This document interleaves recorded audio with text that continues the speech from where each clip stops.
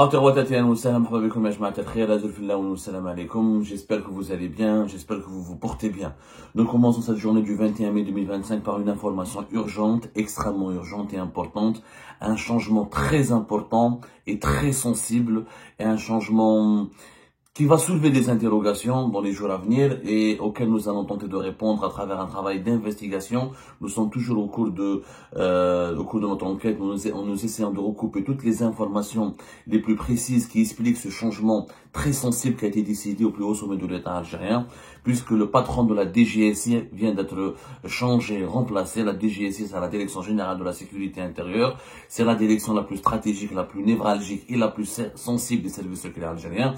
La DGSI, c'est le service de renseignement intérieur. C'est le plus puissant des services secrets algériens. C'est lui d'ailleurs qui dirige ou qui gère des centres et des casernes et des centres de logistique extrêmement importants et très connus, notamment la caserne Antar, le CPO, le centre principal des opérations de la DGSI, Antar, la caserne Ben Aknoun. C'est l'un des sièges et l'une des bases les plus importantes et sur le plan logistique et sur le plan militaire et sur le plan sécuritaire pour les services secrets algériens. La DGSI, c'est Antar et plusieurs autres centres de transmission et de renseignement et d'enquête et de recherche qui sont déployés à travers le territoire national. On les appelle les CTRI, anciennement CTRI. Bon, leur nom a changé selon les configurations qui ont évolué des services secrets algériens. En tout cas, la DGSI, retenez bien que c'est la direction et le service de renseignement le plus puissant du pays, qui a été dirigé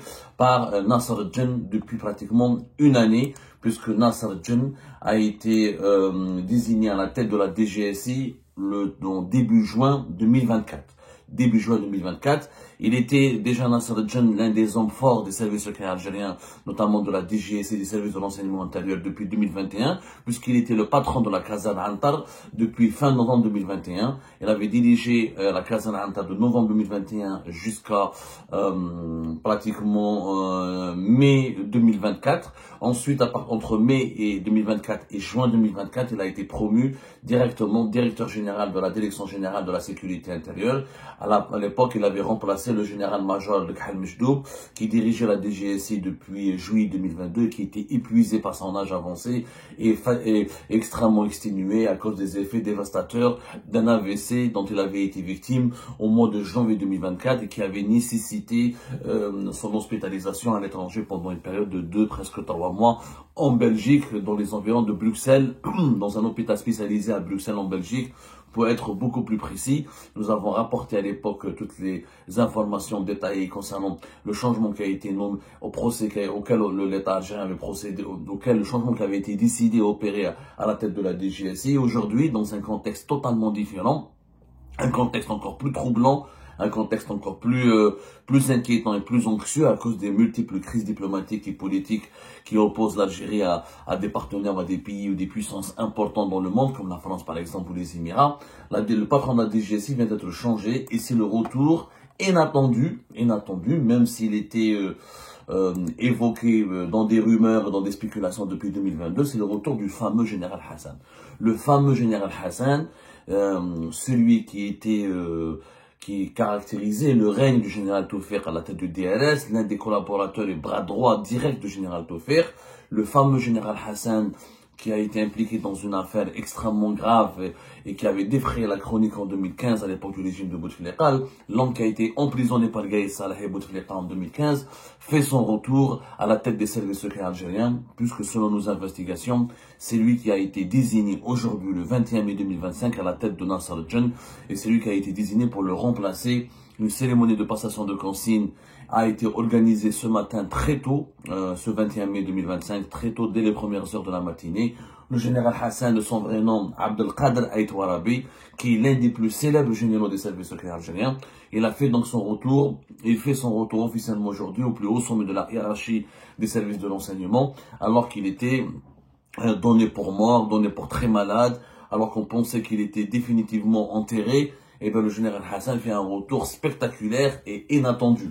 Depuis 2022, des lobbies actifs pour convaincre Abdelmajid Tebboune et Saïd Chengueleha de valider le retour du général Hassan et de lui confier un poste importants au sein des services secrets algériens, comme ce fut le cas avec le général-major Mohamed Jebbar. Sauf que Hassan, il est beaucoup plus connu que Mohamed Jebbar, il est beaucoup plus influent que Mohamed Jebbar, parce que le général Hassan, il était à la tête, je rappelez-vous, de l'unité d'élite de la lutte antiterroriste du DRS à l'époque du général Taufer, c'est la SCORAT. Le général Hassan, il est connu pour avoir dirigé de 2006 à 2015 le service de coordination opérationnelle et de renseignement antiterroriste, qui s'appelait le SCORAT. SCORAT, c'est l'unité d'élite des services secrets algériens en matière de lutte contre le terrorisme, en matière de démantèlement, infiltration, traque des groupes terroristes les plus dangereux. De 2006 à 2015, c'est pratiquement 10 ans.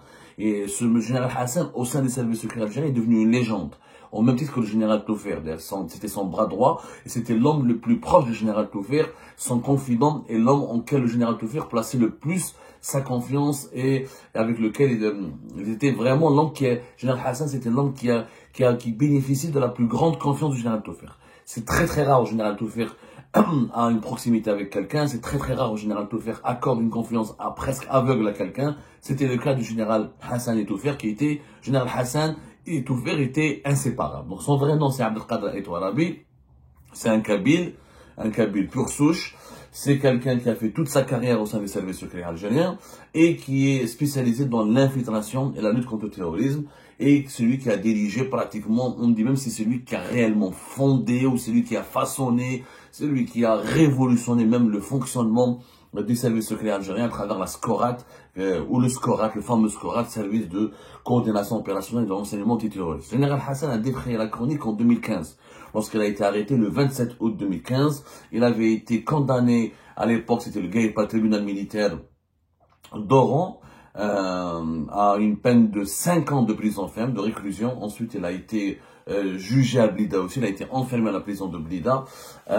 Il est à l'époque de Gaïd Salah et de Bouteflika, ils l'ont visé expressément et délibérément pour affaiblir le général Taufer. Et à l'époque, il y avait une histoire qui avait digne d'un film, parce que un film que même Hollywood n'aurait pas pu produire, puisqu'en 2015, Gaïd Salah avait mené une enquête Gaïd Salah qui était en guerre contre le général Taufer, en guerre contre les réseaux du général Taufer, à la suite à la mise à la retraite du général Taufer en septembre 2015, bien avant cette mise à la retraite, pour affaiblir le général Taufer et pour le mettre et pour le neutraliser ses réseaux et pour vraiment le mettre à l'écart du régime, parce que le général Taufer s'était opposé au 4e mandat de Abdelaziz Bouteflika. Je fais un rappel des faits très rapide. Le général Hassan avait été arrêté dans le cadre d'une affaire très sombre, très sombre. D'abord, lui, il a été jugé à Oran à 5 ans de prison ferme. Ensuite, la cour d'appel de Blida, 4 ans plus tard, elle avait confirmé sa peine, etc. Donc, de 2015 jusqu'au 28 novembre 2020, il était en prison. Pourquoi? Parce que Gaïd Salah avait convaincu Abdelaziz Bouteflika, lui avait soumis un rapport d'enquête qui a été mené à l'époque par les services de renseignement militaire qui étaient affiliés et loyaux à l'égard de Gaïd Salah. Ils ont monté un dossier contre le général Hassan, l'accusant d'avoir tenté d'éliminer Abdelaziz Bouteflika.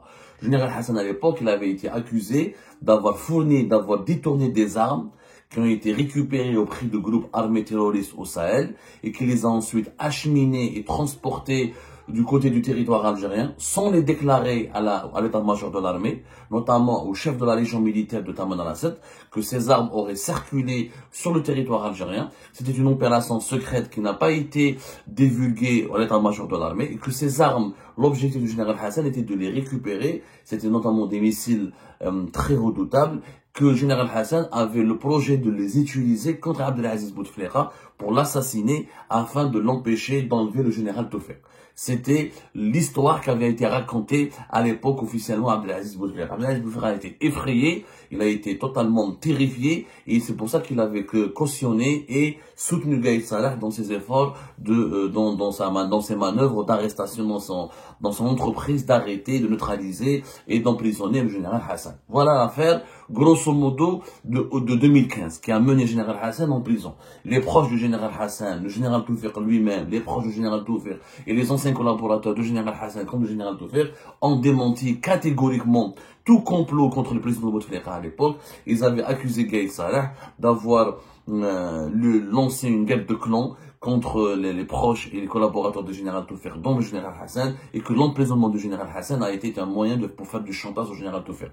Pour les proches du général Tawfiq à l'époque, Gaïd Salah avait emprisonné le général Hassan pour lancer un avertissement au général Tawfiq, pour le neutraliser, pour l'empêcher de jouer un quelconque rôle d'influence politique ou un quelconque rôle dans les coulisses du pouvoir. Une fois à la retraite, Gaïd Salah voulait empêcher le général Tawfiq d'utiliser ses réseaux, ses connaissances ou de continuer à tisser sa toile d'araignée au sein du pouvoir algérien. Donc il voulait le neutraliser définitivement. Comme Bouteflika n'aurait jamais accepté qu'on touche à Tawfiq, Gaïd Salah a touché au général Hassan, qui est le collaborateur le plus proche et l'allié le plus proche du général Tawfiq, et c'était pour lui un message d'avertissement, une sorte de, comme sur les échecs, on parle d'échec et mat, une stratégie pour mettre un échec et mat pour bloquer définitivement le général Tawfiq et pour le faire taire et pour lui dire attention, si tu dérapes ou si tu dérives, on te fera comme le général Hassan, ou on va se venger encore davantage sur ton collaborateur et ton ami le général Hassan. Ça a marché parce que le général Tawfiq s'était retiré de la vie politique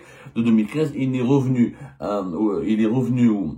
au cœur, il est revenu, il a été réhabilité, pas réhabilité, il est redevenu fréquentable aux yeux du pouvoir de Bouteflika et de Gaïd Salah à l'époque, notamment du Bouteflika. C'était Saïd Bouteflika qui l'avait recontacté en mars 2019, en pleine crise politique enclenchée par le Hirak de février 2019, et c'est là où Saïd Bouteflika a voulu réhabiliter le général Tawfiq, il a voulu le consulter, l'associer à un processus de transition qui devait être mis en place plutôt pour calmer la colère du Hirak. Mais c'est là où Gaïd Salah s'est énervé encore davantage, exaspéré, il a eu peur du retour du général Tawfiq, et c'est là où il a procédé à l'arrestation de Tawfiq et de Tartag et de Saïd Bouteflika et de Louisa Hanoun au mois de mai 2019, puisque c'était les 4 principaux acteurs de ce que le Gaïd Salah avait lancé, le défunt chef d'état-major de l'armée avait qualifié à l'époque de complot contre l'autorité de l'armée et de complot contre la personne de chef d'état-major de l'armée, parce qu'il pensait que le général Tawfiq, il pensait pas, c'était vraiment le cas, le général Tawfiq, Saïd Bouteflika, Louisa Hanoun et quelques-uns de leurs alliés voulaient mettre en place un processus de transition qui mettrait à l'écart et qui pousserait vers la sortie du général Gaïd Salah. Donc voilà, ça c'est pour la petite histoire. Général Hassan ensuite, fin mars 2021, la justice militaire l'a totalement innocenté. La cour militaire avait prononcé l'acquittement, la cour d'appel militaire avait prononcé l'acquittement au profit du général Hassan, alors que ce dernier avait été déjà incarcéré. Il avait été accusé officiellement par la justice militaire en 2015 de destruction de documents, d'infraction aux consignes militaires, à la suite donc comme je l'ai expliqué, d'une opération controversée au cours de laquelle la SCORAT, ou le SCORAT plus exactement, pas la SCORAT, le SCORAT au masculin, avait neutralisé des contrebandiers terroristes qui s'apprêtaient à vendre des armes, voilà, des missiles anti-aviation. C'était des missiles anti-aviation qui faisaient partie de l'arsenal de l'armée libyenne à un groupe armé terroriste islamiste. Et donc, Gaïd Salah avait accusé Général Hassan d'avoir récupéré, d'avoir mené cette opération clandestinement, sans avertir l'état-major de l'armée, sans avertir la présidence de la République, et il l'avait accusé de dissimuler ensuite ces missiles anti-aviation pour les utiliser contre Abdelaziz Bouteflika. Donc, le général Hassan ensuite, une fois qu'il a été libéré à la fin du mois de novembre 2020, il a retrouvé son chez-soi, il a retrouvé son domicile. Alors, beaucoup de rumeurs ont circulé sur le général Hassan. Beaucoup de rumeurs. Le général Hassan, dès que sa sortie fin août 2020 de la prison, alors certains rapidement ont prétendu son retour, ont affirmé, ont milité pour son retour au pouvoir. Ça n'a pas été le cas. De 2020 à 2024, on a dit qu'il était malade, gravement malade, hospitalisé, etc. Des rumeurs très nombreuses ont circulé sur son état de santé. Des rumeurs qui ont été démenties par ses proches. C'est beaucoup de ses proches à qui nous avons posé la question, nous avaient assuré qu'il n'a pas de maladie grave, qu'il a des contrôles médicaux à effectuer, etc. Général Hassan est très âgé, il est âgé de plus de 70 ans, il est âgé même de presque plus de 75 ans, mais selon ses proches, il n'a jamais été gravement malade. Il n'est pas, en tout cas, il est en bonne santé globalement. Il voyage, il a retrouvé sa liberté, il a des activités quotidiennes, sportives, autres, il rencontre des gens, etc. Et donc son retour était pressenti depuis 2022. Réellement, franchement, depuis 2022, on ne cesse de parler de Général Hassan. On l'a, d'abord, des lobbies ont voulu proposer Général Hassan comme le nouveau coordinateur des services secrets algériens. D'autres ont voulu lui proposer un conseiller à la sécurité nationale au niveau de la présidence de la République. D'autres ont voulu lui donner un poste au niveau de l'état-major de l'armée. Ça ne s'est pas fait. Ça s'est pas fait. De 2022, ni Chenguereha ni Tebboune n'étaient très enthousiastes pour son retour. Et là, en 2025, fin mai 2025, le dossier, l'affaire Général Hassan s'est débloquée, on va dire, et Général Hassan a été officiellement réhabilité puisqu'il a été, il a été confirmé comme le remplaçant du général Nasser Djen. Alors, pourquoi Nasser Djen est parti, ça on en parlera plus tard. Pourquoi le général Hassan vient maintenant? Je pense qu'une réponse déjà s'impose. C'est à cause des crises actuelles très très aiguës avec des partenaires et des puissances mondiales, notamment avec la France. La crise avec la France explique, d'après mes sources, la nomination du général Hassan. Général Hassan, il a énormément de réseaux en France. C'est un excellent francophone. Il a déjà collaboré avec les services secrets français. Il connaît très très bien les autorités françaises. Il connaît très très bien l'architecture sécuritaire et politique française. Il pourrait jouer un rôle important dans ce bras de fer qui oppose l'Algérie à la France. Selon mes sources, ça a été la première motivation qui justifie de lui confier ce poste très sensible et important qui est le patron de la DGSI. Il faut savoir que la DGSI, encore une fois en Algérie, c'est le service secret algérien le plus puissant, le plus outillé, le mieux équipé, et celui qui a des maillons et on va dire, il a des sections et des maillons et des annexes et des directions et des subdivisions à travers tout l'ensemble du territoire national. Et c'est la DGSI qui est en charge donc des enquêtes sur la corruption, sur la réhabilitation l'habilitation des dirigeants, des fonctionnaires de l'État qui doivent être nommés dans des postes clés au plus haut sommet de l'État, les affaires de l'antiterrorisme, la lutte contre les réseaux criminels les plus dangereux, le trafic d'armes, le trafic de drogue. La DGSI, elle a des prérogatives extrêmement larges et elle est vraiment à le fer de lance de l'État algérien dans dans des enquêtes sécuritaires extrêmement sensibles, de la corruption, de la grande corruption jusqu'à transactions, jusqu'à la criminalité financière internationale, jusqu'à la contrebande, jusqu'au trafic de drogue et au trafic d'armes. C'est encore une fois l'appareil sécuritaire le plus puissant, le plus sensible et le plus délicat en Algérie. Voilà les révélations que nous avons voulu vous faire. On reviendra sur ce sujet avec de plus amples explications et des informations encore mieux recoupées, plus précises dans nos prochaines émissions.